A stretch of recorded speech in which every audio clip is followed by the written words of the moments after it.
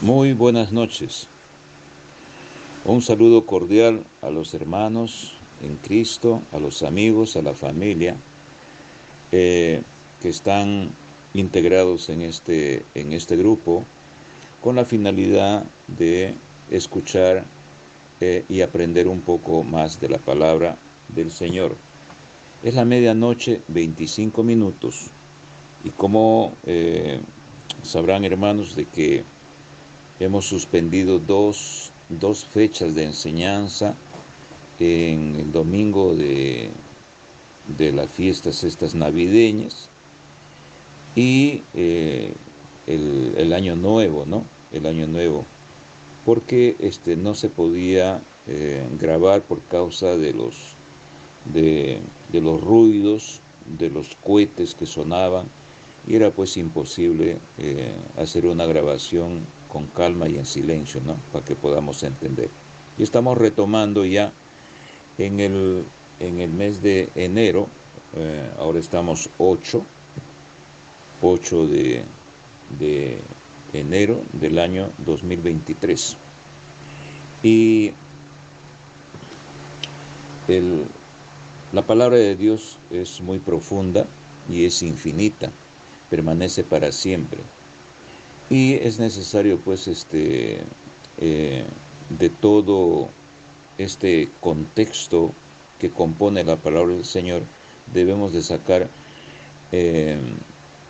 un punto de partida, ¿no? Un punto de partida para poder tomar un tema del contenido de lo que es la palabra del Señor y aprender un poquito más de ella, ¿no? Para la edificación de nuestras almas. Le he titulado a esta enseñanza Apelativos a los hijos de Dios. Apelativos a los hijos de Dios. Más o menos en el año 40 al 45 después de Cristo, los cristianos, los que llamamos cristianos hoy en día, ellos se llamaban a sí mismos, presten atención aquí, se llamaban a sí mismos, o sea, dentro del grupo mismo, ¿no? Hermanos, ¿no? Hermanos. O también se identificaban entre ellos mismos seguidores del camino. Seguidores del camino. Pero en el año 42 después de Cristo, en la congregación de Antioquía, por primera vez fueron llamados cristianos. Presten atención, hermanos, que aquí dice fueron llamados. Entonces no se identificaban entre ellos mismos como cristianos, sino les llamaban, o sea, los judíos, la gente de esa zona, de que cuando llegaban los hermanos, entonces decían, pues ahí están llegando los cristianos. Y eso está plasmado en la historia en el año 42, en Hechos capítulo 11, versículo 26. Esto sucedió en el año 42 después de Cristo. Hechos 11, versículo 26 dice así: y se congregaron allí todo un año con la iglesia y enseñaron a mucha gente. Y a los discípulos se les llamó, ¿no?, cristianos por primera vez en Antioquía, ¿no? Entonces ya estamos enterándonos aquí de la forma de dónde nació esa denominación de que a nosotros nos identifican como cristianos, porque nos llamaban de esa forma. O sea, nosotros no nos llamábamos a sí mismos, sino que nos llamábamos a sí mismos como hermanos o seguidores del camino, ¿no? Yo soy un seguidor del camino, ¿no? Mi hermano, yo identificaba a la otra persona que era seguidor del camino como mi hermano. Ahora, en el año 56 después de Cristo, Pablo estaba detenido por, por, este, por insistencia de los judíos radicales, porque pensaban de que Pablo estaba enseñando, estaba insurgiéndose, ¿no?, de insurgencia contra la, contra la línea judía, contra la ley de Moisés, ¿no? Entonces lo detienen y le hacen comparecer ante el gobernador romano en Judea, ¿no? Denominado Félix, ¿no? Félix. Y eso está en la historia plasmada en la palabra de Dios, en la Biblia, en Hechos capítulo 24, 5, cuando le acusan delante de él y dice así, porque hemos hallado que este hombre es una plaga, ¿no?, y promotor de sediciones entre todos los judíos por todo el mundo, y cabecilla, fíjense, cabecilla de la secta de los nazarenos. Entonces los judíos en un sector le llamaban como cristianos. Y dentro del contexto del bloque de los fariseos, ¿no?, de esos sacerdotes, ¿no?, que llevaban la ley de Moisés, le llamaban secta de los nazarenos, ¿no?, refiriéndose de la ciudad de Nazaret, en donde había nacido Cristo, por esa referencia. Entonces ya hay otro apelativo a los que nosotros nos conocemos como cristianos hoy en día, en el sentido de apelativos. Presten atención aquí, hermanos, en el sentido de apelativos. Para entender qué cosa significa una secta y tener una idea más en el contexto de lo que nosotros estamos leyendo, secta es una organización generalmente religiosa, ¿no? Esa palabra siempre se menciona en el mundo religioso, que se aparta de las doctrinas tradicionales u oficiales y toma carácter secreto para los que no pertenecen a ella, especialmente cuando se consideran que es alienante o destructiva para sus seguidores. Entonces nosotros tenemos, por ejemplo, la religión católica, que es una religión oficialmente reconocida en nuestro país, por ejemplo, en el gobierno. Entonces lo que primero le van a llamar, o va a haber una especie de referencia o una presencia constante dentro del mundo de la política, va a ser la Iglesia Católica. Ahí le vemos al Monseñor, esto, ¿no? Entonces ellos nos consideran a nosotros, este grupo, como si fuese una secta, porque estamos destruyendo, ¿no?, la doctrina que ellos tienen en la mente de las personas. Ya imagínense cuando el Señor dice, id y predicar el evangelio a toda criatura, ¿no? Entonces, ¿qué cosa es lo que pasa ahí? Ahí hay un fenómeno de rebeldía que se levanta en el año 1517 por Martín Lutero, que era un sacerdote de la Iglesia Católica, y no estaba de acuerdo, porque en la historia también se reconoce el sinnúmero de errores que había cometido la Iglesia Católica, y ahí es en donde Martín Lutero, al tener en mano la palabra de Dios, él rechaza todas las normas y mandamientos humanos que implantaban e imponían que se aplique la Iglesia Católica. Por ejemplo, uno de los ejemplos para recordar que la cúpula de la basílica, denominada la Basílica de San Pedro, que queda en Roma, fue construido en base a tasas obligatorias que le hacían a sus feligreses en la condición de que sus almas iban a ser salvas, porque si es que no colaboraban, entonces iban a ir al infierno. Entonces eso, mirando esto, Martín Lutero no le gustó. Entonces de ahí le ponen un apelativo en el año de 1517 al año siguiente de 1600, lo denominan como protestantes, ¿no?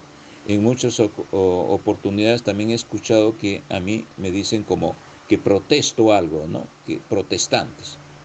Ya en el siglo XVIII, en el año 1800 después de Cristo, el protestantismo se extiende ya por el mundo y llega en masa numérica, llega a los Estados Unidos en el año 1800, y ya no se les denomina protestantes, sino que se les denomina cristiano evangélico, el cristianismo evangélico, ¿no? Imagínense, hermanos, cuántas denominaciones que la gente que no tiene conocimiento y que los mismos hermanos, ¿no? No tenemos conocimiento y nos podemos confundir en que nos podemos confundir que dentro de estos apelativos somos diferentes, ¿no? Siendo que la misma línea viene a hacer entender que somos los mismos, por medio de estos apelativos que ha pasado a través de la historia, ¿no?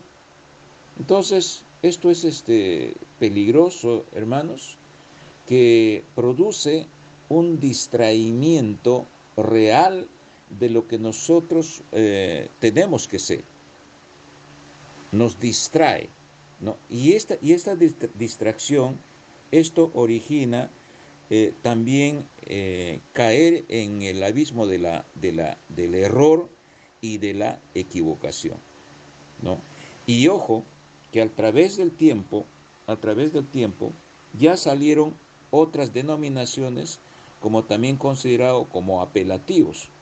Parece que la palabra apelativos es algo extraño cuando se identifica, pero yendo a unos estudios, es considerado este tipo de designaciones como apodos, apelativos, ¿no? Entonces,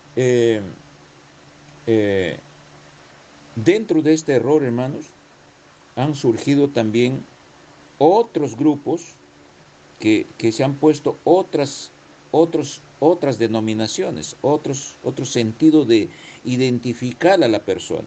Por ejemplo, los bautistas, los presbiterianos, los adventistas, los mormones, los testigos de Jehová, la asamblea, Dios es amor, la Iglesia Universal y muchas otras congregaciones con diferentes apelativos. Entonces, ¿qué pasa? Esto se torna una división tremenda de que en última instancia, nuestra mente puede pensar que ese grupo no sirve como sirve mi grupo delante de Dios. Entonces, esto de aquí origina, hermanos, una falta de conocimiento, origina y crea contiendas, ¿no?, entre las personas, y también lo peor, origina desviaciones doctrinarias, ¿no? Desviaciones doctrinarias. Entonces, ¿cómo puedo yo identificar en dónde y en qué posición puedo encontrarme, ¿no? Cuando nosotros sentimos y hemos entendido en el momento que el Señor nos revela su sabiduría oculta, hemos entendido verdaderamente que estamos en una posición correcta cuando entró el Espíritu Santo en nuestra vida. Y cuando entró el Espíritu Santo en nuestra vida, ustedes van a notar que aprendemos a discernir la palabra del Señor, porque el Maestro, el Espíritu Santo, vive en nosotros y Él es el que nos enseña. Entonces, cuando se nos revela el conocimiento de la palabra del Señor, tenemos la facilidad en nuestra mente de ver el contenido, la base de cada uno de estos grupos. Y muchos de estos grupos, de una forma, por decir, de un procedimiento, ¿no? Se saltan, por ejemplo, del 1 al 4, del 4 pasan al 7, en posición de orden doctrinario. Y muchos de estos grupos se saltan la presencia del Espíritu Santo. O sea, no hay Espíritu Santo en ellos. Y por lo tanto aparentan ser. Ese es el peligro y la bomba de tiempo, que cuando una persona tiene deseos de servir correctamente la palabra del Señor, ¿no? Que porque se le ve a esa persona con corbatita, sonriente y tiene un rostro de noble o tiene cara de ángel, entonces yo le sigo a esa persona y me voy y caigo en un prevaricato constante, ¿no? ¿Por qué? Porque hay una masa ahí como si fuese una organización, ¿no? Y porque tienen dinero y posiciones. Por ejemplo, en ese caso caen mucho los mormones, porque los mormones, cuando van a querer conquistar, entre comillas, almas, ¿no? Le ayudan en estudios, le ayudan para que entre a la universidad, le llevan de viaje al extranjero para que les facilite, y de esa manera, entonces dice, caramba, esta congregación me está ayudando, ¿no? Entonces por eso es que yo me voy a quedar aquí. Entonces la carne se acomoda en ese sentido. Y eso, hermanos, es muy peligroso, porque nuestro objetivo, como ustedes sabrán, es el camino a la salvación del alma. Con esa finalidad nosotros servimos al Señor, a la salvación del alma. Entonces vemos pues que esto de aquí, este camino de identificarle a la persona, es un peligro. No solamente superficialmente podemos entender, bueno, nos identifican de esta manera, protestantes, evangélicos, nos identifican como tal y esto de por aquí. Pero nos olvidamos de la verdadera identificación. ¿Quiénes somos verdaderamente? Nos dicen ciudadanos, por ejemplo, del Perú. Y para tener una ciudadanía en el Perú tenemos que tener una identidad. ¿Y la identidad cuál sería? El DNI, ¿no? La identificación, ¿no? El DNI, ¿no? En el Brasil creo que es registro electoral. Esa es la identificación de la persona. El DNI en este caso. Entonces de esa manera nos van a considerar que somos peruanos. Pero en el reino de Dios, en este mundo en que estamos, alrededor de todo este mundo secular, ¿no? Que gobierna el príncipe de este siglo, que es Lucifer, que es el demonio, y que tiene sus reglas, estamos en el medio de ellos. Entonces, Pablo dice en Primera de Corintios, ¿quiénes somos?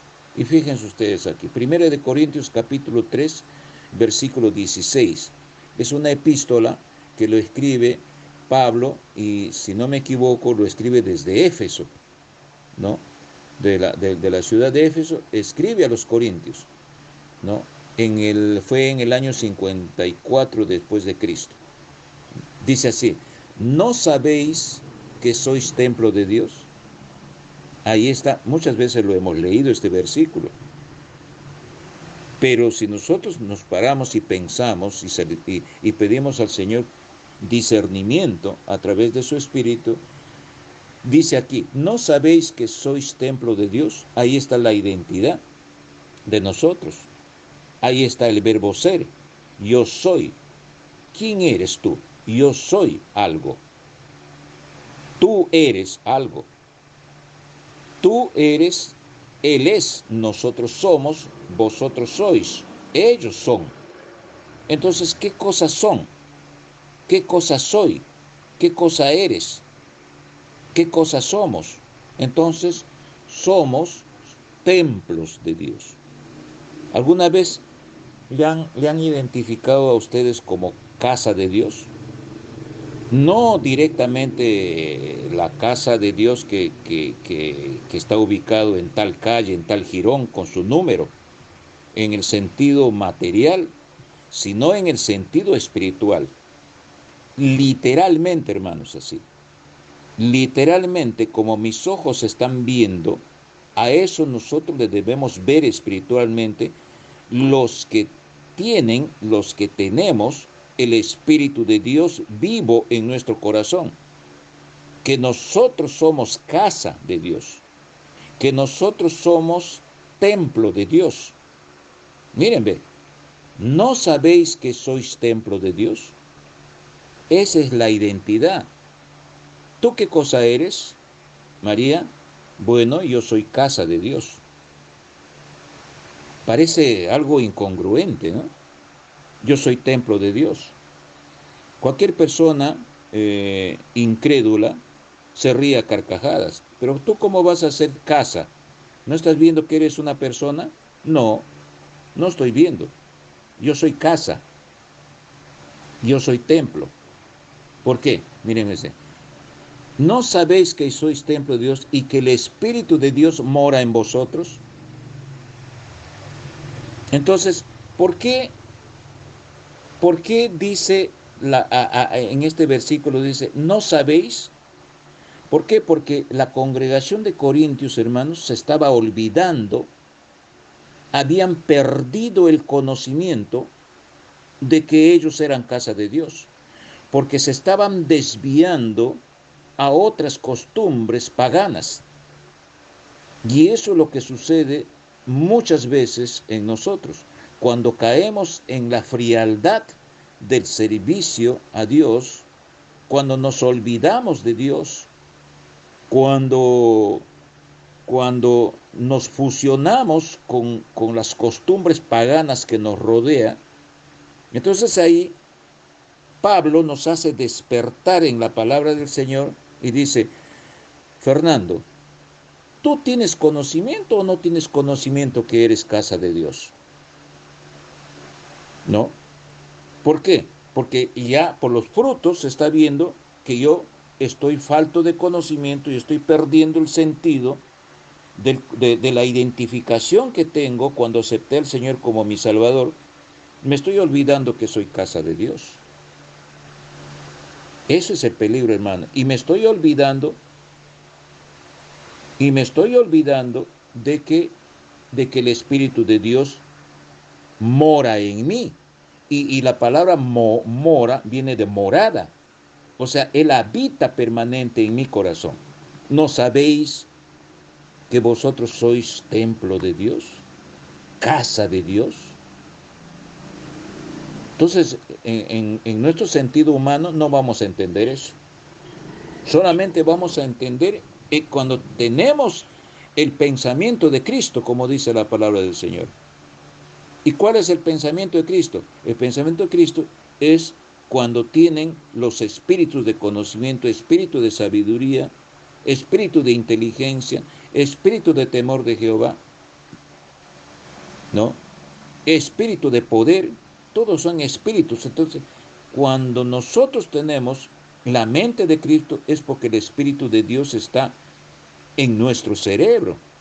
Y de esa manera vamos a entender ese mundo, hermanos. Porque una persona común que está acostumbrado y que solamente conceptúa las cosas de un punto de vista humano, no lo va a entender. Solamente lo puede entender aquel que tiene la mente de Cristo, dice la palabra del Señor. En Hebreos, ¿qué dice? En Hebreos capítulo 3, versículo 6. Pero Cristo, entre paréntesis, dice, fue fiel como hijo sobre la casa de Dios. Fiel, fue siempre fiel de pertenecer a la casa de Dios, de pertenecer a su Padre, fusionado con su Padre, porque Él obedeció, Él no pecó, porque siempre en su mente tenía la constante asimilación de la santidad de la casa de su Padre. Entonces, acá dice, ahora, cuya casa somos nosotros.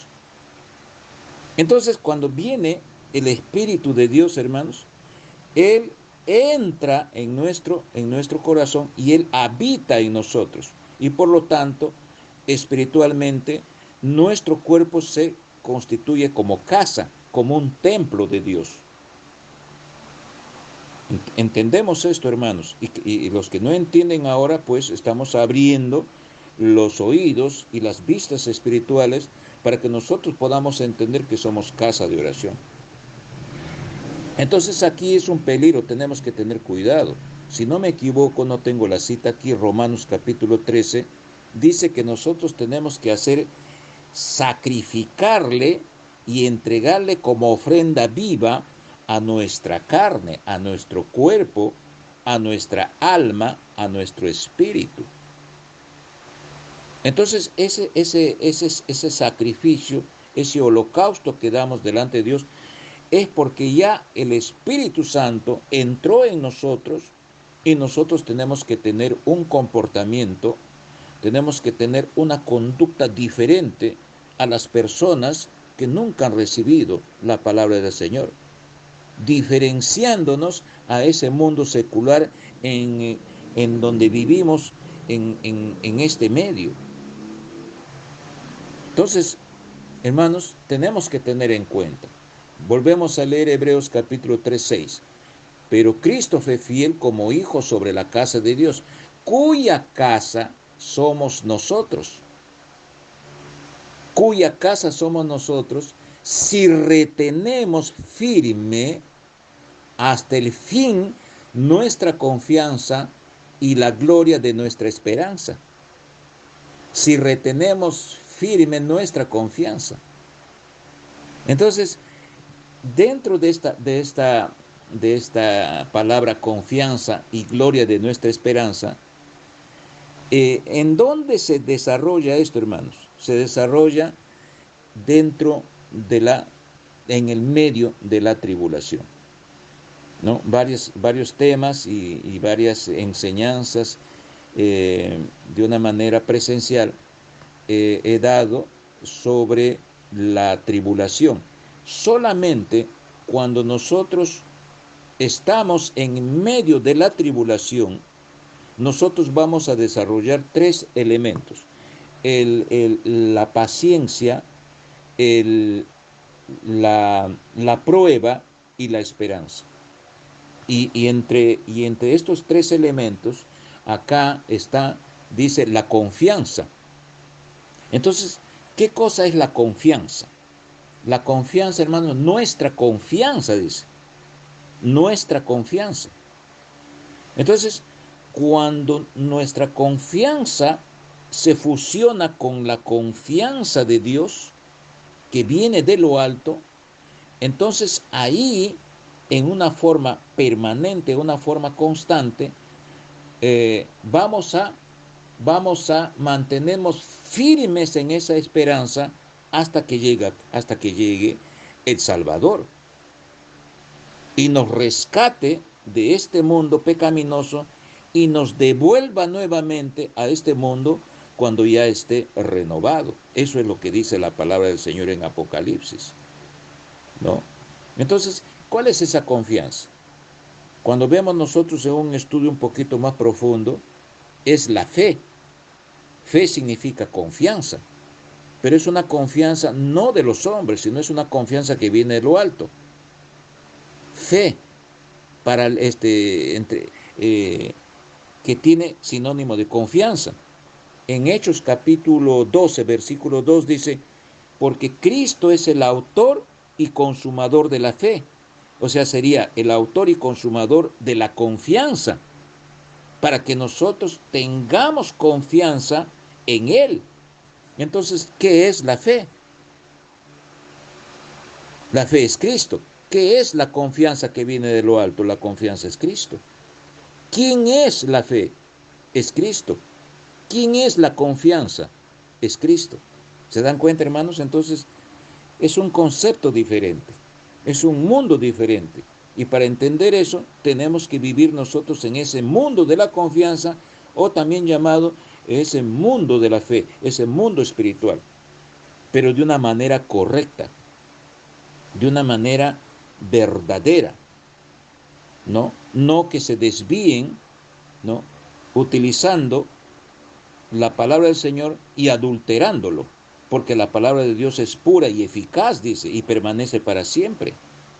Entonces, hay muchas doctrinas que le acomodamos a nuestra conveniencia terrenal y lo acomodamos, igual como hicieron, por ejemplo, el pueblo de Israel, ¿no? Un comparativo eh, eh, eh, cuando el pueblo de Israel le dijo, Moisés le dijo al pueblo de Israel que Dios quería hablar con todos nosotros. No le dijo al pueblo de Israel como que decía, tenían miedo. No, no, no. Mejor vete tú mientras que nosotros te esperamos aquí. Y mientras que Moisés, quien le siguió fue Josué, se iban a esa confianza que era Dios. ¿Ellos qué cosa estaban haciendo? Eran pueblo también, escogido de Dios, y estaban haciendo un becerro de oro, ¿no? Adorándole, y estaban perdiendo totalmente la confianza de Dios, y por ese motivo también fueron castigados los que habían generado esta desviación. Y esta es una señal, porque el que desvía la verdadera confianza, la verdadera fe en Dios, su camino será fatal delante de Dios. Entonces, hermanos, dice, si tenemos, esa es la condición, sí, la condición es sí, ¿no? Si tenemos firme hasta el fin nuestra confianza, nuestra fe en el Señor y la gloria de nuestra esperanza. La esperanza, en el fondo de la palabra viene el verbo esperar. Entonces tenemos que esperar, y la espera es con paciencia. Y solamente esto se desarrolla, hermanos, dentro de la tribulación, en el medio de la tribulación. Nos gloriamos en el medio de la tribulación. Romanos capítulo 5, versículo 3, 4, 5. Lean ustedes, hermanos. Eso quiere decir, hermanos, que la paciencia, la prueba y la esperanza nunca se desarrollan fuera, sino en el medio de la tribulación. Eso hay que tenerlo presente. Muy bien. Entonces ya hemos entendido esto, pero ¿qué nos lleva? ¿Cuál es el horizonte? ¿A dónde nos lleva esta confianza? ¿A dónde nos lleva esta identidad? Esta identidad de ser casa de Dios. ¿Cómo te llamas? Bueno, yo me llamo casa de... ¿Quién eres tú? Yo soy casa, ¿no? Yo soy templo. Pero es para cualquier persona así incrédula, pues este hombre está loco. ¿Tú te llamas casa? Sí, yo me llamo casa. No, casa de Dios. Yo soy casa de Dios. Entonces ya no soy protestante, no soy bautista, no soy presbiteriano, no soy mormón, no soy sabatista, no soy católico, no soy nada. Yo soy casa. Pero siempre y cuando, hermanos, seamos hacedores correctos de la palabra del Señor. Hacedores correctos de la palabra de Dios. Y eso imbuye dedicar nuestra vida en el Señor.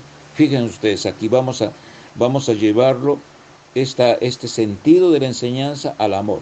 Miren, ve. Si permanecemos en la confianza, aquí ya viene una condición. Y aquí en este versículo de Juan capítulo 14, versículo 21, también vamos a entender que es una condición. ¿Qué dice aquí? El que tiene mis mandamientos, Juan capítulo 14, versículo 21. O sea, para ser casa de Dios, hermanos, presten atención, para tener la identidad de ser casa de Dios o de ser templo equivalente, tenemos que amar. Tenemos que tener un amor a Dios. Entonces, pero hay una condición ahí. Qué bonito es amar, ¿no? El amor. Ay, qué sublime el amor. No, pero el amor atrás de esa palabra significa sacrificio. Porque Dios nos ama a nosotros y por el amor le sacrificó a su Hijo.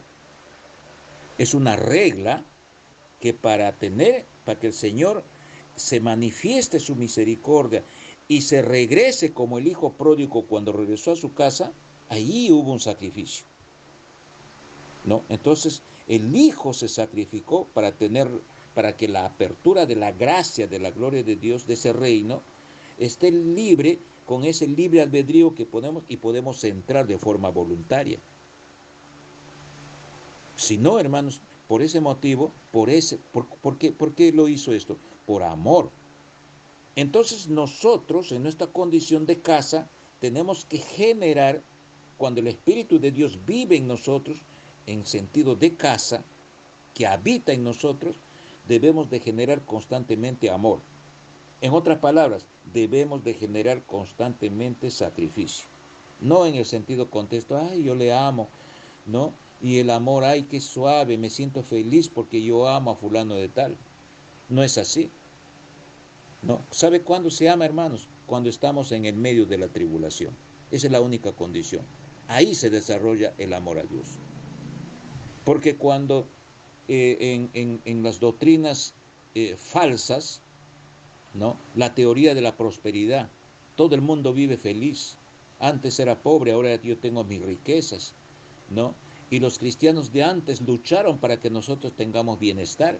Esa es una falacia, es un prevaricato. Caemos en pecado.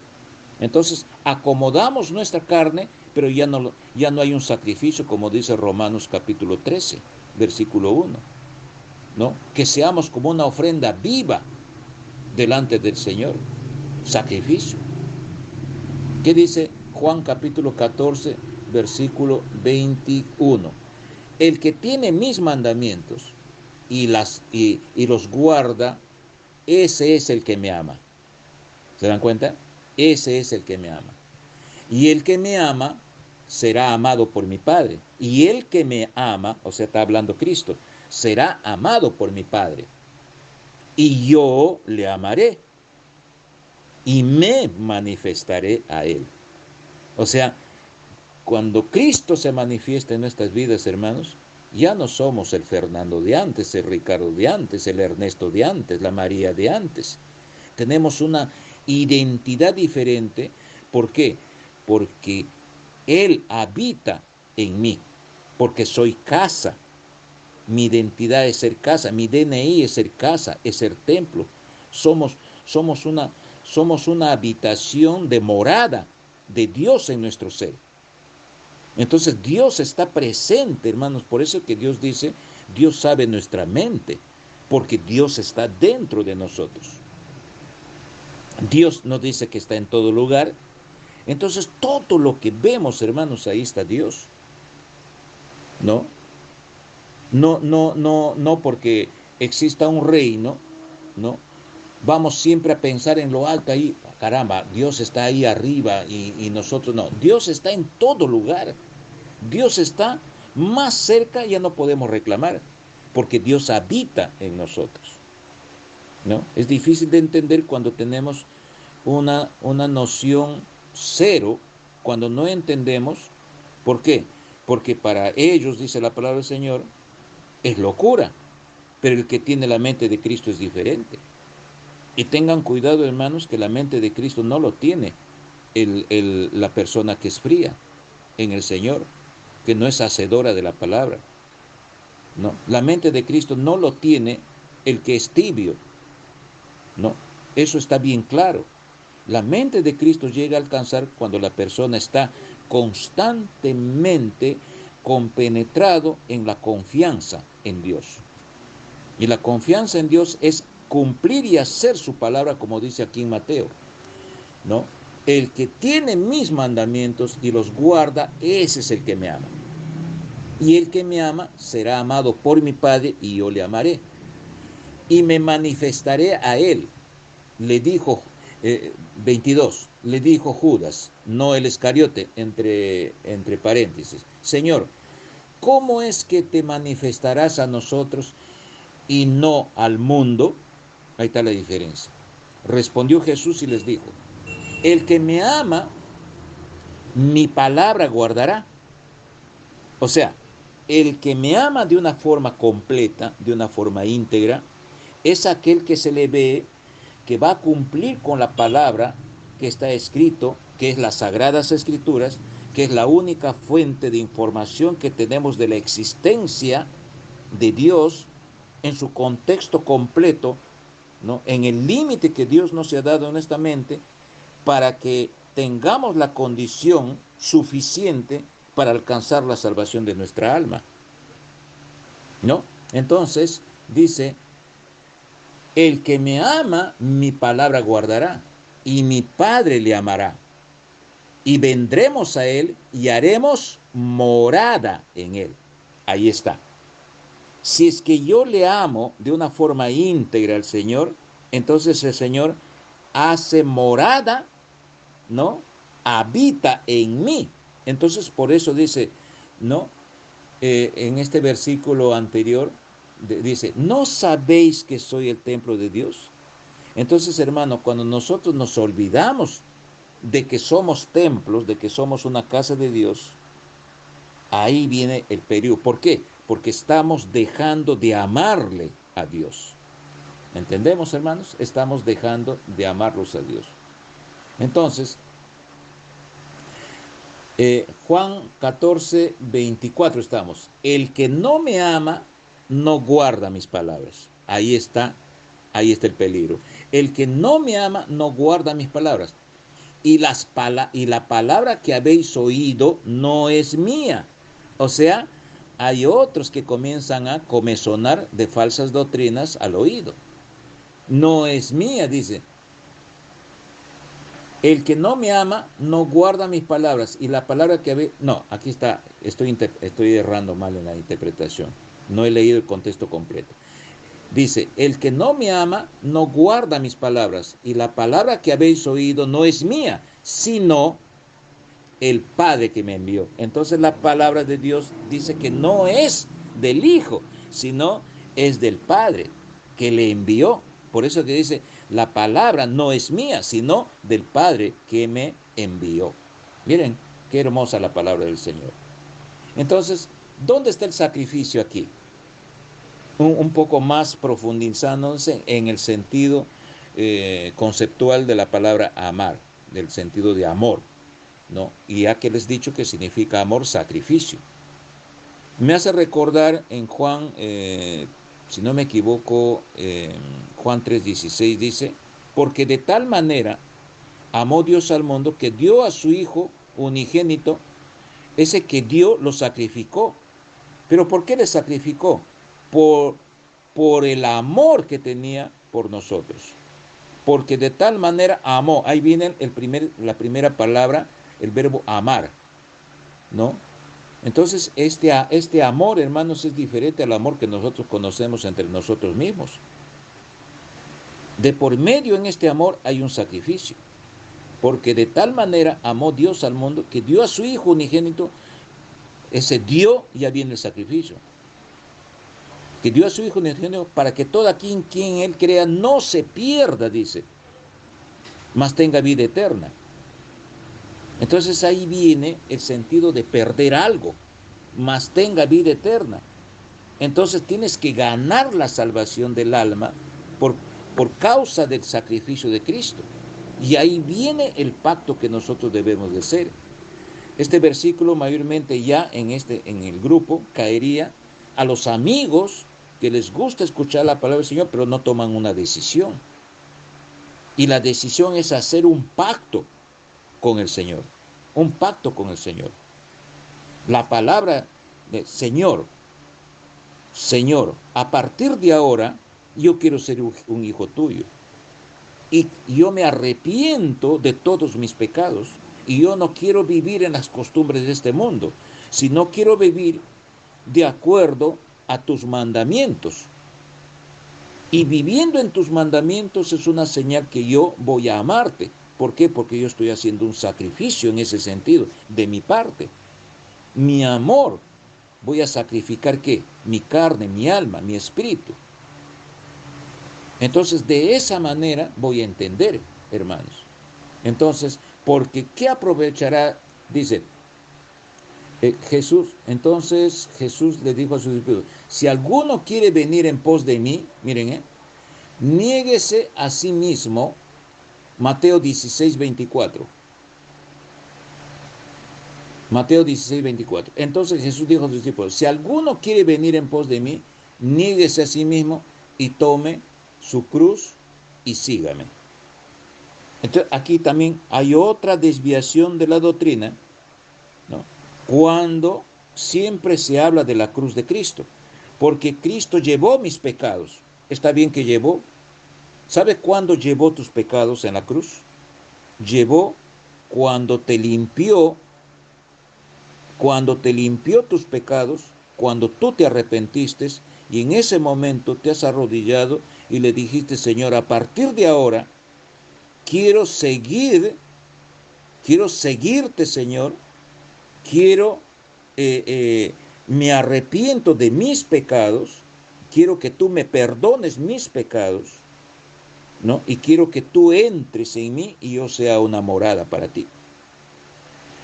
Entonces, como tengo mi libre albedrío, ya yo estoy limpio, el Señor me limpió todo. O sea, todos los pecados que yo tenía, en donde está encuadrado el versículo cuando dice: por cuanto todos pecaron y están destituidos de la gloria, ¿no? Entonces, a partir de lo que el Señor me perdona, ya no estoy destituido de la gloria, sino estoy reconciliado con Dios. Entonces, de esa manera, me vuelvo a foja cero, ¿no? Cero nuevamente, pero con relación de vivir en el campo de la gracia. A partir de esa fecha el Señor me perdonó mis pecados. Pero, como el hombre viejo no muere, sino se le aparta, pero en un descuido, y empiezo yo a no cumplir con mi palabra, a no cumplir, y me vuelvo un cristiano frío, me vuelvo un cristiano tibio, Dios dice que me vomitará de mi boca. Entonces ya no me estoy sacrificando. Por eso es que el Señor dice: toma tu cruz y sígueme. Entonces, ¿qué quiere decir? Que hay dos tipos de cruz: la cruz de Cristo, ¿no? Y la cruz mía. Porque acá dice: toma tu cruz. Entonces cada uno tiene su cruz. Y no nos vayamos de una forma bien acomodadita a la cruz de Cristo. Porque la cruz de Cristo fue para perdonar nuestros pecados y abrir la gracia, abrir esa puerta de la gracia para nosotros entrar. Recuerden ustedes que el ejército egipcio, cuando le siguió al pueblo de Israel, ¿no? Cuando ya llegó el último viviente, el pueblo de Israel, a la orilla del otro bando del mar, se cerraron las aguas y el pueblo y el ejército de Egipto, que es símbolo del pecado que le perseguía a esas personas, entonces los ahogó. Entonces, a partir de la fecha eres libre, pero ojo, estás entrando, tu libertad está poniéndose en prueba, y la prueba es un ensayo, dice. Entonces, para ver hasta dónde llega tu fidelidad, y nos lleva por medio del desierto. Lo que nosotros vivimos aquí, hermanos, en medio de esta vida de paganos, ¿no? De idólatras. Entonces, nosotros vivimos en un constante desafío. Un constante desafío, y el Señor siempre nos prueba en medio de este desierto que vivimos en un sentido espiritual, para conseguir a llegar a la tierra prometida, que muchos no llegaron. Por eso es que el versículo dice para nosotros hoy en día, ¿no? Muchos son los llamados y pocos son los escogidos. Y muchos, o sea, la mayoría de este pueblo, ¿no?, se rebeló contra Dios, y el Señor les hizo dar vuelta 40 días, 40 años, ¿no? Y murieron en el desierto, murieron. Y solamente fue rescatado un remanente, que está representado por el número 2, que eran los dos príncipes, que eran Josué y Caleb. su familia y los jóvenes que formaron el ejército posteriormente de Israel. Entonces, hermanitos, tengan en cuenta de que en el libro de Mateo 16:24 dice así: entonces Jesús dijo a sus discípulos, si alguno quiere venir en pos de mí, niéguese a sí mismo y tome su cruz. La cruz es personal, ¿no? Y sígame, dice así. Tome su cruz y sígame. Porque todo aquel que quiere salvar su vida, la perderá. Y todo el que pierda su vida por causa de mí, la hallará. ¿Por qué? ¿Qué aprovechará el hombre si ganare todo el mundo y perdiere su alma? ¿O qué recompensa dará el hombre por su alma? ¿Se dan cuenta, hermanos? Entonces, hay que priorizar primero al Señor y después las cosas materiales que sirven para nuestro sustento, el esfuerzo que nosotros podemos hacer para adquirir una profesión, un estudio, una capacitación, un esfuerzo, pero que eso no tome el 100% de nuestra vida. Porque la palabra del Señor dice, primeramente busca el reino de Dios. Primeramente viene del número 1, viene de la posición primera. Primero. ¿Ustedes almuerzan, cenan o desayunan primero? Entonces el orden es 1, 2, 3. Desayuno, almuerzo y comida o cena, ¿no? Entonces en la mañanita yo me voy a las 8 de la mañana y dice, ¿a dónde vas? Voy a cenar. ¿Vas a cenar o vas a tomar desayuno? Ah, no, primero voy a tomar desayuno, ¿no? Entonces, ¿qué cosa es lo que el Hijo de Dios tiene que hacer? Busca primeramente el reino de Dios y su justicia. Y luego ya las cosas vienen por añadidura. ¿Qué dice Lucas 18? Darle un refuerzo más comparativo a Mateo 16:24 que acabamos de leer. Ahora, ¿qué dice Lucas 18? Entonces Pedro dijo, he aquí nosotros hemos dejado, miren, presten atención, he aquí nosotros hemos dejado nuestras posesiones y te hemos seguido. Y él les dijo, de cierto os digo. El de cierto os digo es un sentido jurídico de, por lo tanto, resuelvo, ¿no? Por lo tanto también es algo resolutivo en una sentencia. Y aquí el Señor dice, de cierto os digo, que no hay nadie que haya dejado casa o padres o hermanos o mujer o hijos por el reino de Dios, que no haya de recibir mucho más en este tiempo y en el siglo venidero la vida eterna. ¿Se dan cuenta, hermanos? Entonces muchas veces nosotros hacemos en nosotros un evangelio, una doctrina que solamente le damos alguna cosita, migajas le damos a Dios de nuestra vida. ¿Por qué? Porque mayormente idolatramos más las cosas materiales, más nuestra casa, nuestro tiempo, edificamos más de lo que deberíamos de tener, que sin embargo ni siquiera lo usamos, solamente para vanagloriarnos delante de los hombres, y no consideramos que lo que tenemos es suficiente y seguimos ocupando nuestra mente, nuestro tiempo en las cosas materiales. Y le dejamos al servicio a Dios en un poquito de tiempo, para mirarnos entre nosotros mismos en una congregación que estamos asistiendo y nosotros mismos nos estamos viendo. Ah, caramba, ¿no? Él no falta nunca, ella no falta nunca a la congregación, ¿no? Qué buena cristiana que es. Entonces, hermanos, nosotros delante de Dios y entre nosotros mismos, entre hermanos, entre los del camino, ¿no? Nosotros conocemos a través de los frutos. Y eso tenemos que tener cuidado. Entonces, cuando nosotros renunciamos y le damos prioridad a las cosas de Dios primero, entonces acá el Señor dice que no haya de recibir mucho más en este tiempo y en el siglo venidero la vida eterna. Y acá dice de recibir mucho más. ¿Qué cosa recibir mucho más? ¿Mucho más cosas materiales? Tengan en cuenta, hermano, que cuando hablamos de la palabra del Señor, hablamos mucho más de cosas que tienen que ver con el conocimiento del reino de Dios. Todo es espiritual, todo es relacionado a ese reino que nos espera. Mucho más no casas y esto de aquí, no, si nosotros no vamos a llevar nada. Bueno, para finalizar les vuelvo a leer nuevamente Lucas 18:28. Entonces Pedro dijo: he aquí, nosotros hemos dejado nuestras posesiones y te hemos seguido. Y él les dijo: de cierto os digo que no hay nadie que haya dejado casa, o padres, o hermanos, o mujer, o hijos en el reino de Dios, que no haya de recibir mucho más en el tiempo y en el siglo venidero la vida eterna.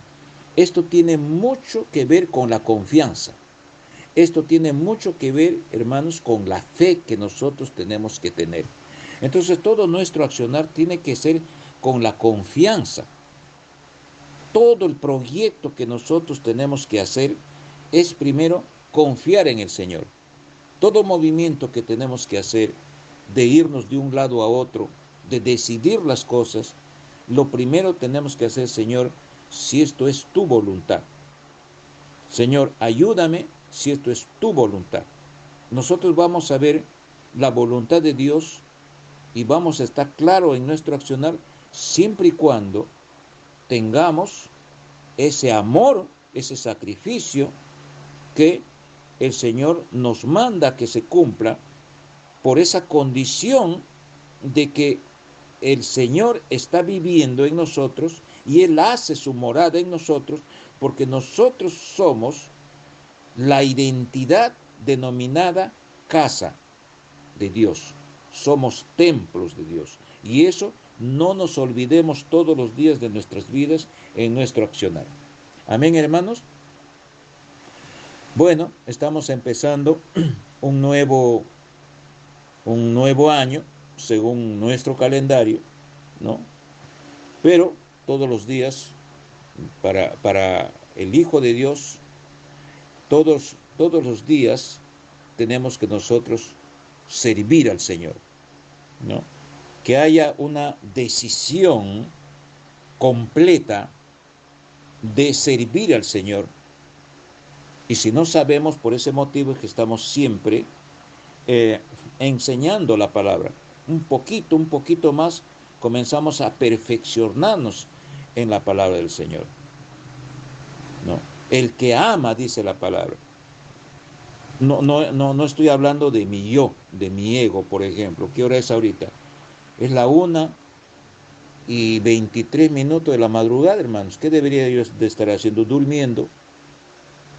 Pero como ya tengo entendido de que mi meta es alcanzar, hermanos, la salvación de mi alma, ya tengo entendido de que yo tengo en mi vida un Dios vivo, tengo entendido que existe ese reino, tengo todo en mi cabeza calibrado y no puedo yo salir de eso porque se va a cumplir las cosas y se está cumpliéndose las cosas.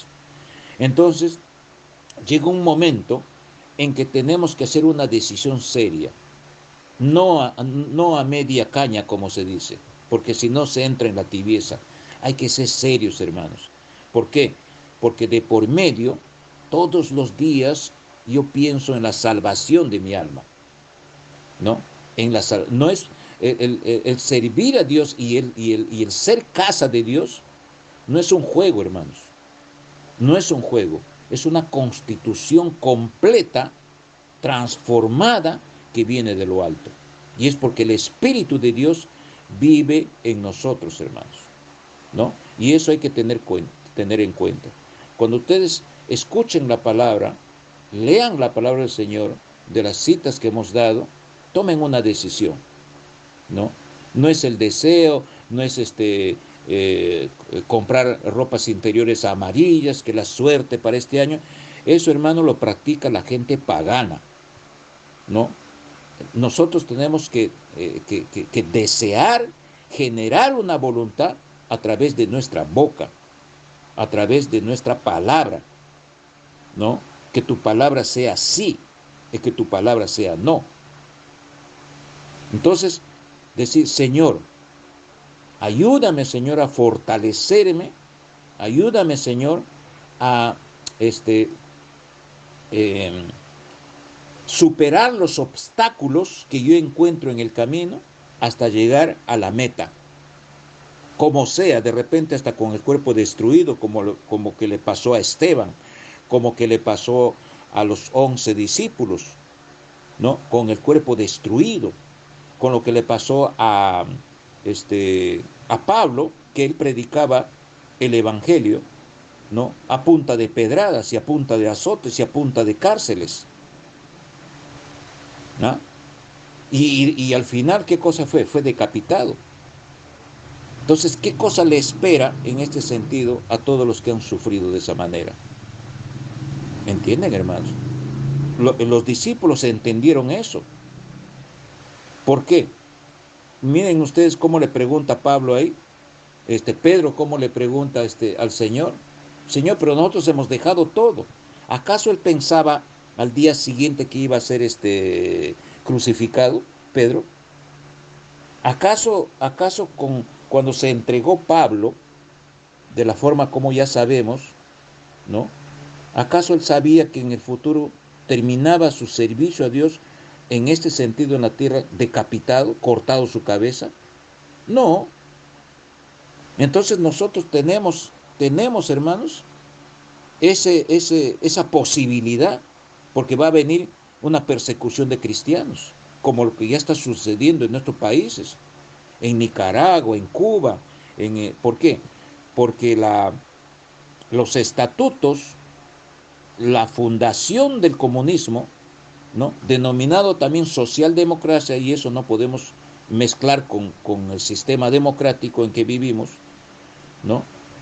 Está la persecución de las iglesias, está el pregonar el ateísmo, ¿no? Entonces hay que tener cuidado, hermano, con esta línea comunista, porque eso es lo que quieren, ¿no? Viene la persecución. En el Brasil hay persecución ya de los hijos de Dios. Entonces hay que tener en cuenta todas estas cositas, hermanos, para estar al tanto de no dejar de ser casa de Dios y olvidarnos de este tipo de denominaciones que hemos hablado, de estos apelativos que nos llaman, ¿no? Porque a nosotros mismos, nosotros tenemos que ser, entre nosotros mismos, somos hermanos, o los del camino, como ya hemos hablado al inicio de la enseñanza. Amén, hermanos. Entonces, que esta enseñanza sea para la edificación de nuestras almas, es un granito de arena del conocimiento y la sabiduría de Dios, de acuerdo, de conformidad con las Sagradas Escrituras. Que Dios me los bendiga, hermanos, y hasta la próxima semana. Amén. Gloria al Señor.